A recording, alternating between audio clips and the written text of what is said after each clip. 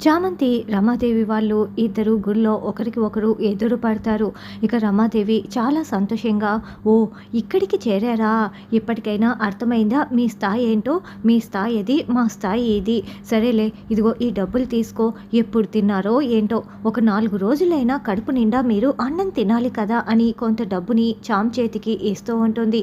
సరే ఇలా ఇవ్వండి అని చామ్ ఆ డబ్బుల్ని తీసుకోవటంతో రమాదేవి చాలా చాలా సంతోషపడుతూ ఉంటే ఇదంతా చూస్తున్న ప్రేమ్ బాధపడుతూ ఉంటాడు. అయితే చామంతి వెంటనే ఆ డబ్బును తీసుకొని పూజారి గారి దగ్గరికి వెళ్ళి, పూజారి గారు ఇదిగో అన్నదానానికి ఈ డబ్బులు ఉంచండి అని చెప్పటంతో, ఏయ్ ఏం చేస్తున్నావే, నేను నిన్ను బెగ్గర్ని కూడా చేయగలను అని రమాదేవి అరుస్తూ ఉంటుంది. ఓ అవునా, మీరు నన్ను బెగ్గర్ని చేస్తారా?